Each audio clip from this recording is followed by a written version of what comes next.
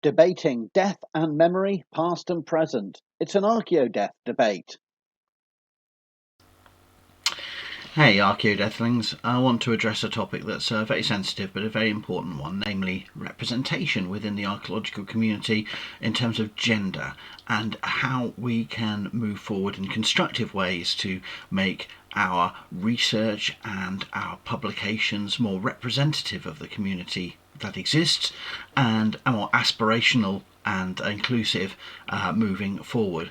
Now, I don't have all the solutions, I don't have all the answers, and individual academics can't necessarily enact all the solutions we'd like to make the world a fairer place. But having said that, I have been a university academic for 20 years, 21 years, and I have been publishing academic research for 23 years, 24 years actually, since 1997 was my first publications. But I've been doing edited collections and in doing and also other kinds of collaborative research, and therefore I've actively spent a lot of time creating opportunities to work with others, to work with a range of collaborators, and therefore it's often been a focus of my concern and interest of how do I incorporate and include people from a range of backgrounds and perspectives. And here I want to particularly focus on gender, but there are of course other dimensions that one could reflect on. I mean, this is the first year I've done a YouTube channel, but why now? Why beyond that now should I be doing this video? Well, I think in one way now is the right time for me to talk about this, because I've been doing it for a length of time where I can evaluate what I've already been doing, what my practice has already been. I haven't been vocal on this topic, but I've been listening to what and reading up as much as I can about what other people are recommending, and a lot of it is outrage, but with very few constructive suggestions of what we can do to incorporate a fairer gender bias of men and female researchers and non-binary researchers too, but I can't really address that point because I don't know how to evaluate the identities of past researchers I've worked with. So I'm going to focus on a male-female division as a crude indicator in my past work. I also there's a whole host of other provisos one could make in any kind of evaluation of this. I regret having to reduce individual researchers who are varied on terms of age, sexuality, gender, nationalities, language, education, experience, neurodiversity, and personalities, and actually the research interests and topics that they're pursuing, to simply a division of whether they're a man or a woman. But I want to do this as an exercise with my own work to reflect on the potential future better practice. And I must say that in my last 23 years, I've actively been participant in as co-editor or lead editor of 16 collaborative publication projects coming from different kinds of conference or different kinds of collaborative research endeavour.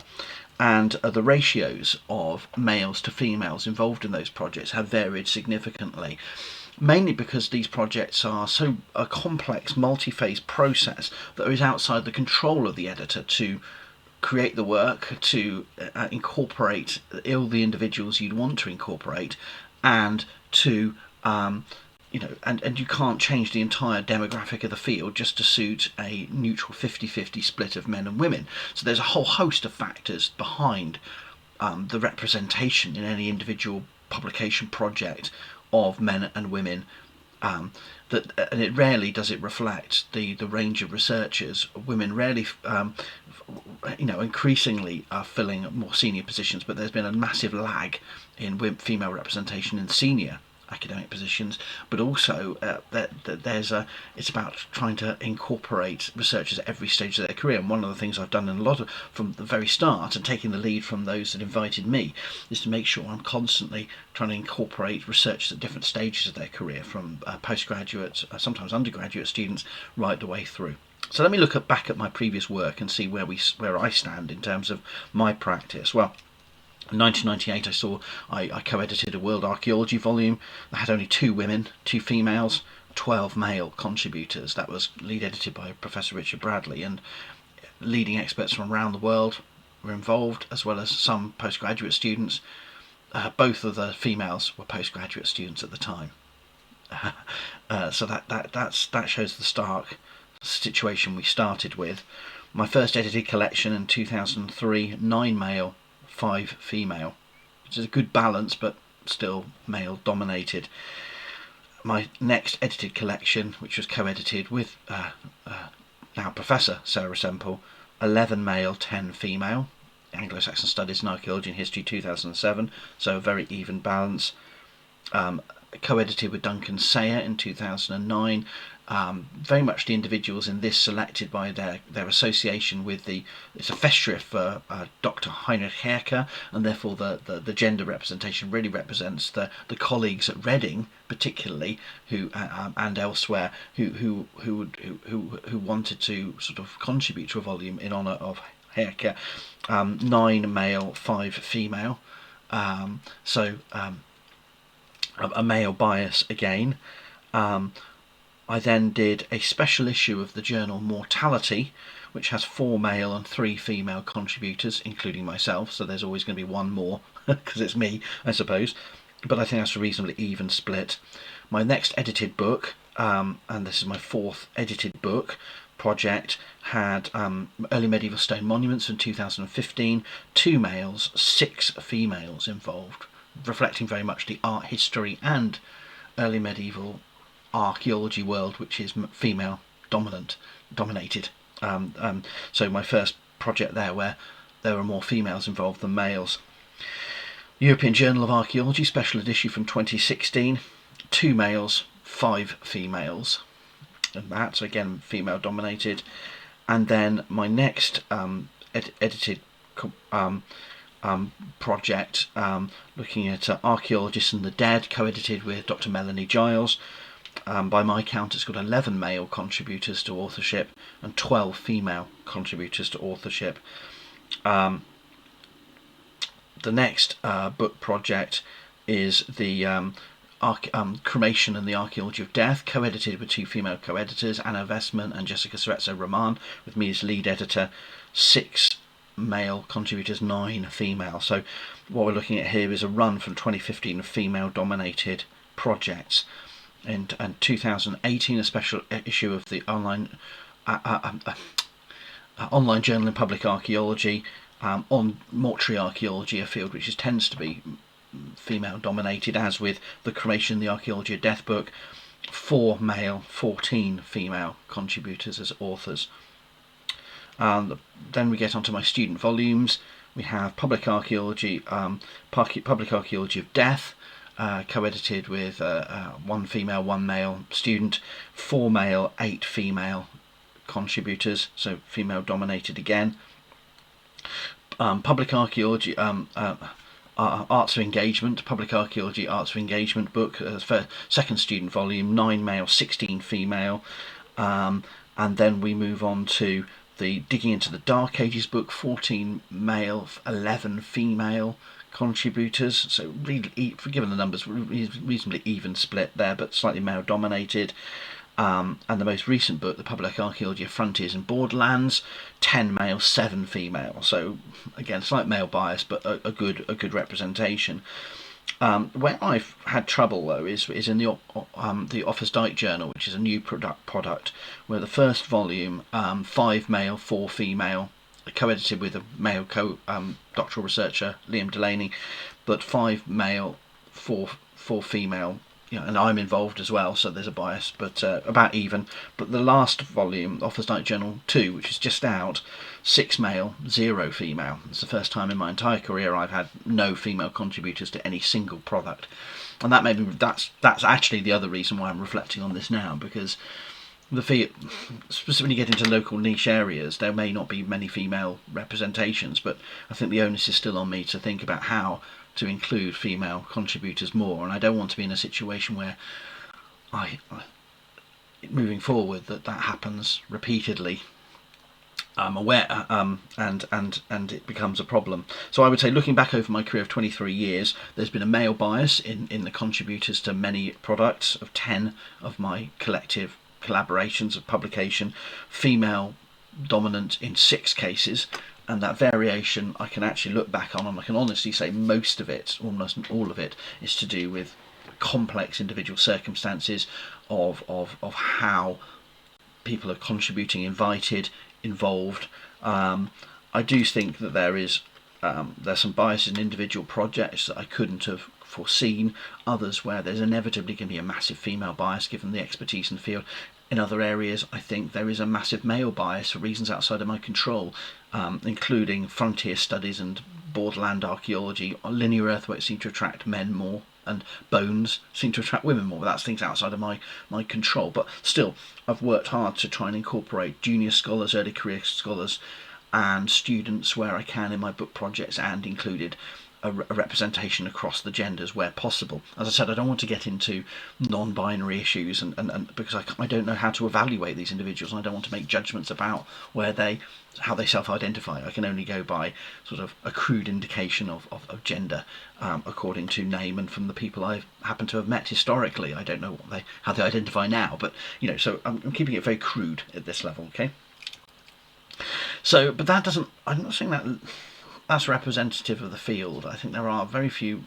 When I've been involved in conferences, there's been the accusation of manels, and I've looked across, as my role as a conference organiser, I've made sure that there's very few male only or very male dominated sessions, and indeed in the TAG 2016 conference we made it as part of the guidelines that you should reflect on including not simply women or any other particular category, but making sure you don't just include people in your conference lineup, that you make sure it's open to experts from elsewhere. So this isn't simply about publication. In fact, most of the outrage has been at conference compositions of panels, and I would say that actually that is less important than publication, because this is the enduring career making venue for disseminating work. But conferences do matter too, and we can work harder to make sure we open up conferences and don't just make exclusive panels and to invitation only, and to ensure that people are represented, but that across the board we think very much more carefully and strategically about how we include. And it's not just, as I said, about gender, it could be about ethnicity, it can be about nationality, because a lot of my projects have been very UK based, UK, Ireland, Scandinavia, Northwest Europe, based on my contacts in the field I look at, and therefore inevitably there are a whole raft of biases associated with that. They're all English language projects. I'm very much a English medium scholar, so there are inevitable biases, although there are German, Scandinavian, French, Belgian, Latin American scholars,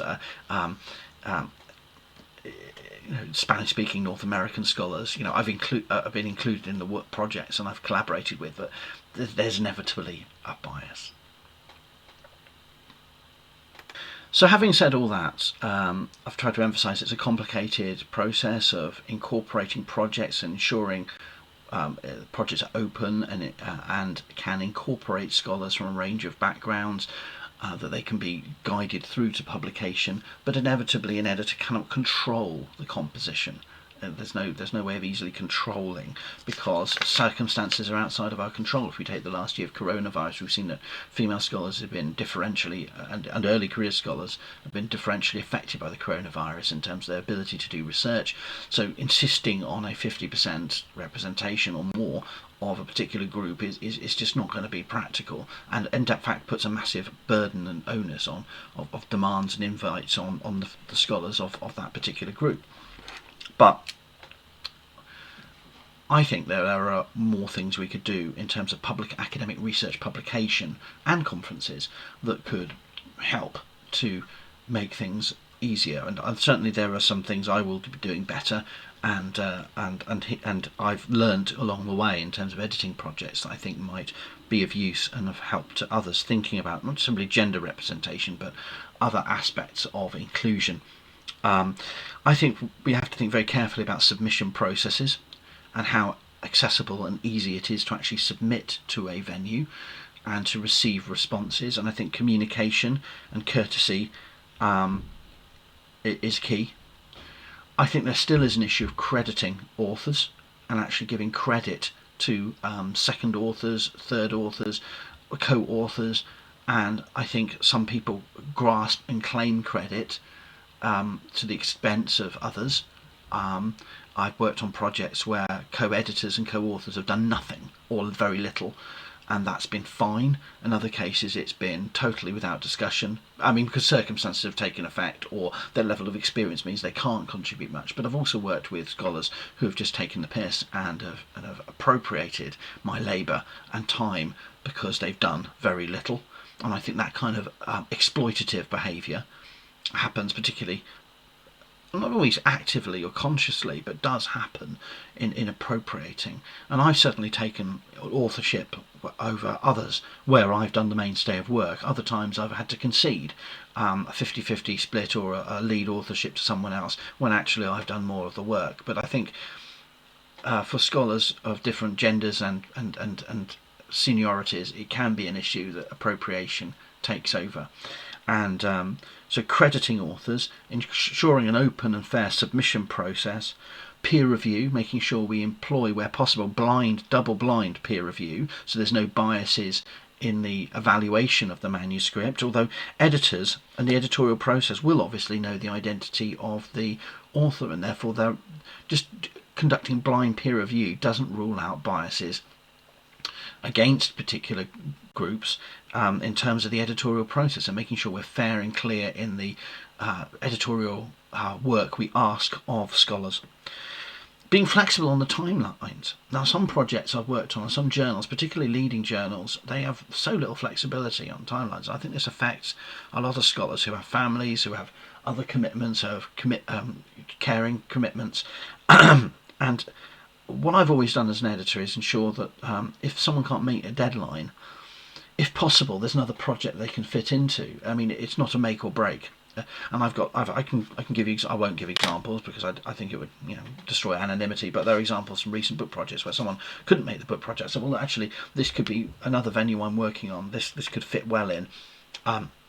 When I've had to decline papers because of quality and peer reviews disagree with that they should be published, I've always tried to find alternate venues or suggest different ways they pitch the paper so ensuring that there's flexibility within projects and options for where projects publications might go.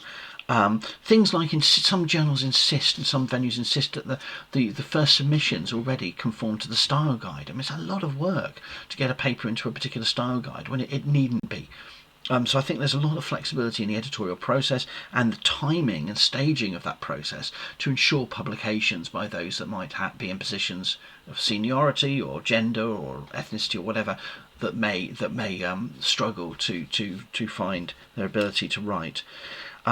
We also need to be flexible about the mode of contribution, and so much rides on the book chapter, journal article length piece. And one of the things I've been working with is trying to find new ways of writing notes, interviews, and collaborative dialogues as publication outputs that are given merit and given attention, discussion pieces alongside the more traditional academic chapter or book or journal article structure.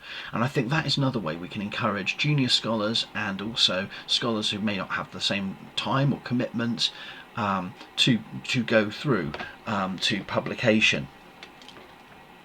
Recognising editorial work as an important academic dimension of our research, and lots of scholars take on editorial work and do it very badly because they don't put any time or effort into it. Others take it on and put a lot of their time into it to try and include and collaborate, but it's not recognised. And I think if we just up the recognition of editorial work to be collegial and incorporate different perspectives, I think we will be in a much more healthy environment of collaborative work more generally, collective sort of recognition, but within the individual name recognised as part of a group, but also recognising the editorial work involved in publication, rather than seeing this as just a sort of grunt exercise, which I think some people really do look down on. I found senior scholars, male and female, who have absolutely no clue what's involved in editing. They've gone through a career not hardly doing any editing and leaving it to others to do the editing, and that's fine, that's their choice. But I think when people take on editorial work, I think it needs to be recognised. That's another way where I think gender inequalities manifest themselves. I think communication and guidance from editors is really key to helping scholars of all backgrounds perform, and having role models and having guidance and support and having clear, honest sort of suggestions. We can't write the papers for the authors, but I think there's ways in which we can facilitate involvement. I think there's also, while a lot of publications come out of conferences, I think there's a lot of elitism and snobbery around events. And if we tie outputs to events, we shouldn't tie them exclusively. We should always find room to include others, to advertise calls for paper, open calls for papers that allow more than simply those that had the money and time to turn up at Leeds International Medieval Congress or whatever elite venue we value as the gold standard of our self-importance. We actually open it up to others. And we don't tie not only events to outputs, but we also don't tie invites to outputs. In other words, we don't simply invite people we know. We always make sure there are opportunities for open. This is even with every conference I do now. I always make sure I invite a few people, and they may say yes or no. Most of them say yes, but I always go way beyond that. I make sure that there's a social media output. So anybody, and almost every project I've been involved in has involved additional people. And I find scholars who will talk about equality till the cows come home, and then still just invite people they know to events and then publications, and they don't see a problem because some of them are women. And I'm just going, I think you've missed the entire point of how social networks should be. The academic social networks are important, but they also shouldn't be exclusive clubs. And I think there's so many cliques taking place where that happens. I always try to make sure my venues are open to others far and wide. Be transparent and fair in our decisions. If there is a problem, and I've had issues where people have gone away and said Howard Williams didn't like me and he wouldn't publish my work, and I'm going to talk about it behind my back. Well, fine. But I think I can show a transparent, clear communication trail, and I can stand by my decisions to accept, reject, guide, support, or criticise or academic work, and others can see that. And I think it's important to be transparent and fair in decisions. But then all of this, you may say, is fluff. All of this is going nowhere if we don't take affirmative action to actively invite underrepresented groups into our academic publications. And that's the biggest, perhaps, area where there's an ongoing debate, isn't there, about whether is it enough to simply be more inclusive, be more critical and more transparent, being more aware in our processes and practices of being inclusive, or do we actually have to take affirmative action? And this is something I'd like to hear from you guys about, because I hear different perspectives on this issue, and I hear different takes on this issue. I can't say I've actively, affirmatively invited someone because of their gender or ethnicity to a book project and said, I'm including you because of your skin tone or your accent or your disability or your gender, or because I imagine without even asking that you might be transgender, because I don't know, but you look like the type of person who might be, according to whatever criteria I may have. No, I don't do that. I try to be open, clear about editorial publication process, and it should be about the subject matter. That's my take on the matter, and others will disagree with me on this, but I think that I haven't. When I saw, and this is the point, when I saw the latest Office Night Journal was going to be all male in the middle of a coronavirus, it had 2 Classics Revisited pieces by male scholars writing 10 and 20, 30 years ago that I was republishing, and then 4 pieces, 1 by me and 3 by others, that I wanted to include and could be included. And there were other female contributors who couldn't find time to work to my deadline for the journal, but maybe in future issues. I thought, what do I do about this? And I thought, no, there's nothing I should do about it. Actually, there's no time to do anything about it. There's no point in going around trying to bother individual scholars who I know are working on this in the hope they can cook something up because they happen to be female. Or no, I thought this is too contrived, and this is not honest, this is not ethical, and it's not fair on those authors, on those researchers. But does that mean that I'm okay about it? No, I'm not. I've produced, for the first time in my career, a male publication, a male-only publication, and it doesn't sit well. But I'd like to hear your views on this. Should I have done something else? Could I have done something else? Or do I just put this down as one among many? One of 16 happens to be male only. I've got one, as I said, there's only two. There's 6 females and 2 males. This is going to happen. This is part of the mix. Over a career, there will be male representation varying. There'll be female representation varying. So, I'm not saying I've got it all right. There are some of my thoughts of what I'll be doing. I have been doing, and I will be continuing to do, to be as open and inclusive as possible, so that we don't have cliques and elitist, collectives that are invitation only, particular gender or ethnicity only. There's the geographical, linguistic, and cultural biases of those that will work with on my projects. But do I go further and say, well, if a project can't invite a certain criteria of women, then that project shouldn't happen? How do we move forward with this to allow projects to actually take place, but also to be more constructive and inclusive in our practices? And as I said, I'm happy to, as a video, this is an interim statement, and I'm happy to take views of what I could be doing differently, because I want to improve what I'm doing as a scholar. I will be doing actually less collaborative editorial work moving forward. I've had enough of it, and I've done more than my fair share in the last 23 years. And some scholars have reached their late 40s and they've done 1 edited book and 1 collaborative project. I've done 16 at least, and then that's not counting my journal editing role, where I edited 6 volumes which were packed full of an even mix of female and male scholarship. I haven't even talked about my archaeological journal editorship, but in terms of my own projects, where I had some control over, I'm going to be thinking about ways I can be more inclusive, but I'm equally not going to be contriving a quota system of on any criteria, be it gender or anything else, for my book projects. Let me know your thoughts. Thank you very much. If you enjoyed this video, please consider subscribing to Howard Williams on YouTube. In addition, consider following the ARCHAEO Death WordPress blog at howardwilliamsblog.wordpress.com.